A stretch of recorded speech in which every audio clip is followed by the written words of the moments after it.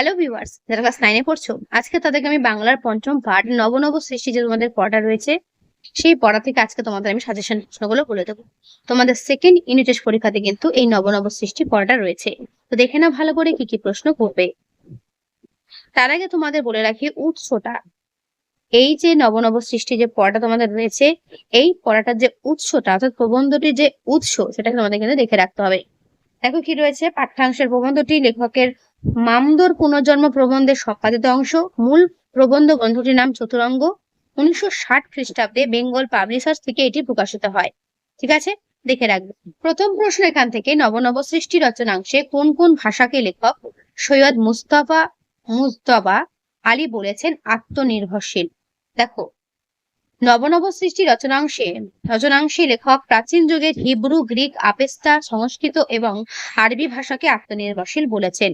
ঠিক আছে, তার পরের প্রশ্ন, সংস্কৃতকে আত্মনির্ভরশীল ভাষা বলতে লেখকের আপত্তি নেই কেন? সংস্কৃত ভাষা অন্য ভাষার উপর নির্ভরশীল না হয়ে নিজের ভান্ডারে খোঁজ করার মাধ্যমে নতুন শব্দ তৈরির চেষ্টা করে। ঠিক আছে, তারপর প্রাচীন যুগের সব ভাষাই তাই। প্রাচীন যুগের কোন কোন ভাষার কথা লেখক উল্লেখ করেছেন? দেখো রয়েছে হিব্রু, গ্রিক, আবেস্তা, কিছুটা পরবর্তী যুগের আরবি ভাষার কথাও তিনি এখানে উল্লেখ করেছেন। নবনব সৃষ্টি রচনাংশে লেখক সৈয়দ মুস্তফা আলী কোন প্রশ্নকে অবান্তর বলেছেন? ভাষায় বিদেশি শব্দ গ্রহণ ভালো না মন্দ, এই প্রশ্নকে লেখক সৈয়দ মুস্তফা আলী অবান্তর বলেছেন। সেই সম্বন্ধে কারো কোনো সন্দেহ নেই। কোন বিষয়ে সন্দেহ নেই? শিক্ষার মাধ্যম রূপে ইংরেজির বদলে বাংলা গ্রহণ করলে প্রচুর পরিমাণে ইউরোপীয় শব্দ বাংলায় প্রবেশ করবে, এই বিষয়ে কারো কোনো সন্দেহ নেই। ঠিক আছে, এই নবনব সৃষ্টি গল্পটা বা প্রবন্ধ তোমাদের কিন্তু একটু কঠিন লাগতে পারে, তাই আমি তোমাদের উত্তরগুলো পড়ে শোনাচ্ছি, যাতে তোমাদের পড়ে এবং বুঝতে সুবিধা হয়। ঠিক আছে, দেখে নাও। তারপর নবনব সৃষ্টি রচনাংশে লেখক রান্নাঘর থেকে কি কি তাড়ানো মুশকিল বলেছেন? নবনব সৃষ্টি রচনাংশে রান্নাঘর থেকে আলু, কফি এ জাতীয় বিদেশি সবজি তাড়ানো মুশকিল বলেছেন লেখক। হিন্দু উপস্থিত সেটাই চেষ্টা করছে। হিন্দি কোন চেষ্টা করছে? হিন্দি থেকে আরবি, ফার্সি এবং ইংরেজি শব্দ তাড়িয়ে দেওয়ার চেষ্টার কথা এখানে বলা হয়েছে। নূতন আমদানিও বন্ধ করা যাবে না। কি আমদানি বন্ধ করা যাবে না? লেখক বলেছেন বিদেশি দ্রব্যের ব্যবহারের মতো বিদেশি ভাষা ও মাতৃভাষার সঙ্গে থাকবে এবং তাদের আশা বন্ধ করা যাবে না। ঠিক আছে, তারপর নবনব সৃষ্টি রচনাংশে ব্যবহৃত আলাল ও হুতম কাদের লেখা কি কি গ্রন্থ? দেখো, আলাল ও হুতমের ভাষা। আলাল ও হুতম কি? আলাল হলো আলালের ঘরে দুলাল, লেখক প্যারিচাঁদ মিত্র। হুতম হলো হুতম প্যাঁচার নকশা, লেখক কালী প্রসন্ন সিংহ।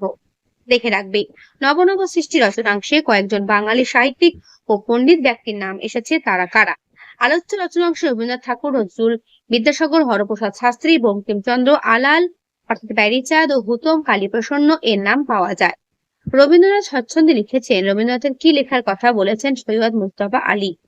বাংলা ভাষায় আরবি ফার্সি শব্দ খুব স্বাচ্ছন্দ্যে ব্যবহার করে রবীন্দ্রনাথ লিখেছেন আবরু দিয়ে, ইজ্জত দিয়ে প্রভৃতি।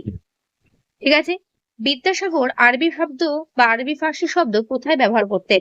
বিদ্যাসাগর তার ছদ্মনামে, মনে রাখবে, তার ছদ্মনামে লেখা রচনায় প্রচুর আরবি ফার্সি শব্দ ব্যবহার করতেন। হিন্দি ভাষা সাহিত্যের বঙ্কিম কাকে বলা হয়? উত্তর দেখে নাও, হিন্দি ভাষা সাহিত্যের বঙ্কিম বলা হয় বিখ্যাত সাহিত্যিক মুন্সি প্রেমচাঁদকে। ঠিক আছে, আমি যে সমস্ত প্রশ্ন তোমাদের সামনে তুলে ধরছি, ভালো করে দেখবে প্রত্যেকটা প্রশ্ন, এবং এগুলোই পড়ে যাবে পরীক্ষাতে। এই অধ্যায় থেকে এইগুলোই কমন পাবে। কোন পত্রিকার সম্পাদকীয় রচনার ভাষায় গাম্ভীর্য আছে বলেছেন সৈয়দ মুস্তফা আলী? অথবা বসুমতীর সম্পাদকীয়তা বা সম্পাদকীয় রচনার ভাষা কেমন ছিল? সৈয়দ মুস্তফা আলীর মতে বসুমতী পত্রিকার সম্পাদকীয় রচনার ভাষায় গাম্ভীর্য আছে। বাংলায় যেসব বিদেশি শব্দ ঢুকেছে তার মধ্যে কোন কোন ভাষা প্রধান বলেছেন লেখক? বাংলায় যেসব বিদেশি ভাষা বা বিদেশি শব্দ প্রবেশ করেছে তার মধ্যে আরবি, ফার্সি ও ইংরেজি অন্যতম। সেগুলো নিয়ে অত্যধিক দুশ্চিন্তা করার কোনো কারণ নেই। কোন বিষয়ে দুশ্চিন্তা করা বেশ প্রয়োজন? দেখো কি রয়েছে উত্তরে, পর্তুগিজ, ফরাসি, স্প্যানিশ ইত্যাদি শব্দ বাংলা ভাষায় এত কম এসেছে যে তাদের নিয়ে দুশ্চিন্তা করার কোনো কারণ নেই বলে লেখক মনে করেছেন। সে ভাষায় শব্দ বাংলাতে ঢুকবেই। সে ভাষার শব্দ বাংলাতে ঢুকবেই। কোন ভাষা? বাংলা ছাড়া অন্য যে কোনো ভাষা চর্চা আমরা করি না কেন, সে ভাষার শব্দ বাংলাতে ঢুকবেই। ঠিক আছে, হিন্দি গদ্যের ওপর কোন ভাষার প্রভাব পড়ার কথা বলেছেন লেখক? হিন্দি গদ্যের ওপর ফার্সি ভাষার প্রভাব পড়ার কথা লেখক এখানে বলেছেন। কোন বিশেষ বিশেষ বিদ্যা চর্চায় ইংরেজি অবশ্যই প্রয়োজন বলে লেখক মনে করেন? দর্শন, নন্দন শাস্ত্র, পদার্থবিদ্যা, রসায়নবিদ্যার মতো বিদ্যা চর্চায় ইংরেজি অবশ্যই প্রয়োজন বলে লেখক মনে করেন। এই দুই ভাষা থেকে ব্যাপকভাবে আর নূতন শব্দ বাংলাতে ঢুকবে না। কোন দুই ভাষার কথা এখানে বলা হয়েছে?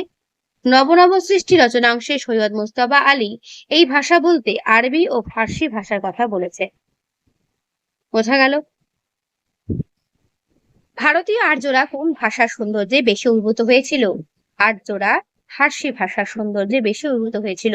উর্দু সাহিত্যের মূল সুর কোন ভাষার সঙ্গে বাধা বলেছেন লেখক? উর্দু সাহিত্যের মূল সুর ফার্সির সঙ্গে বাধা বলেছেন লেখক। ইরানি নবীন ফার্সি ভাষার উদ্ভব ঘটেছিল কিভাবে? আর্য ইরানি ভাষা এবং সেমিতি আরবি ভাষার সঙ্গে সংঘর্ষে ইরানে নবীন ফার্সি ভাষার উদ্ভব ঘটেছিল। ঠিক আছে, করবে। কে উর্দুকে ফার্সির অনুকরণ থেকে নিষ্কৃতি দিতে সক্ষম হয়েছিলেন? উর্দু ভাষার কবি ইকবাল উর্দু ভাষাকে ফার্সির অনুকরণ থেকে কিঞ্চিত নিষ্কৃতি দিতে সক্ষম হয়েছিলেন। সৈয়দ মুজতবা আলীর মতে বাঙালির সর্বশ্রেষ্ঠ সাহিত্য সৃষ্টি কোনটি?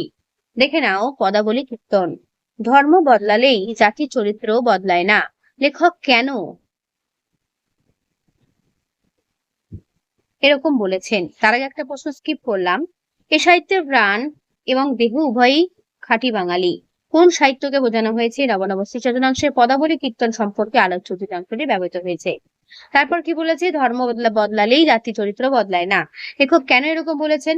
না, বাঙালি হিন্দুরা সত্য শিব সুন্দরের প্রতিষ্ঠায় যারা বাধা দেয় তাদের বিরোধী। বাঙালি মুসলমানরাও এই একই কাজ করে, তাই লেখক আলোচ্য মন্তব্যটি করেছেন। সংস্কৃত ভাষা আত্মনির্ভরশীল কেন? সংস্কৃত ভাষা সম্পর্কে কথা বলা হয়েছে।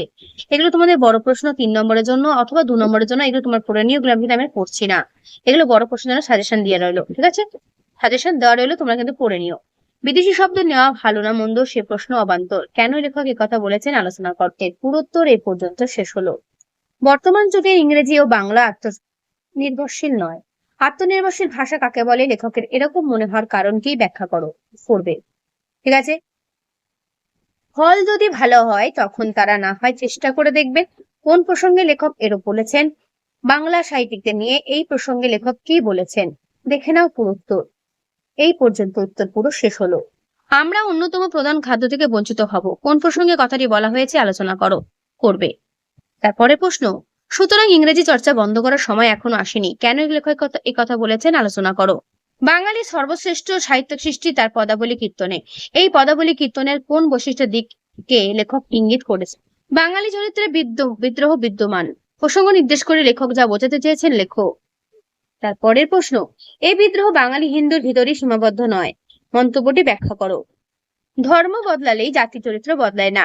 নবনব সৃষ্টি রচনা অবলম্বনে এই উক্তির সত্যতা বিচার করো। দেখে না পুরো উত্তর। এটা তোমাদের বড় প্রশ্ন 5 নম্বর জন্য ইম্পর্টেন্ট হলেও ভালো করে করবে। ঠিক আছে, এই পর্যন্ত উত্তর পুরো শেষ হলো। নবনব সৃষ্টি রচনায় লেখক সৈয়দ মুজতবা আলী সংস্কৃত, ইংরেজি ও বাংলা ভাষা সম্পর্কে যা মন্তব্য করেছেন সংক্ষেপে লেখো। দেখে না পুরো উত্তর। এটাও তোমাদের 5 নম্বর জন্য দেওয়া রইলো, করবে ভালো করে। ঠিক আছে, এর উত্তর তোমাদের ঠিক এই পর্যন্ত শেষ হলো।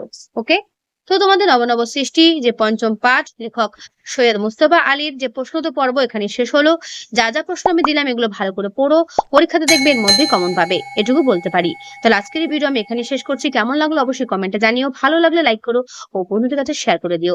তোমাদের কাছে আমার একটাই রিকোয়েস্ট, যত পারো বন্ধুদের শেয়ার করে দিও। আর হ্যাঁ, যদি কোনো পড়ার কোনো প্রশ্ন উত্তর তোমাদের লাগে আমাকে অবশ্যই কিন্তু কমেন্টে জানাবে, বলে দেবে কোন সাবজেক্টের বা কোন বিষয়ে তোমাদের প্রশ্ন উত্তর দরকার। ঠিক আছে, নির্দ্বিধায় জানাবে, আমি তোমাদের পাশে সবসময় রয়েছি। তাহলে আজকে এখানেই দেখা হচ্ছে নেক্সট ভিডিওতে। ভালো থেকো সবাই।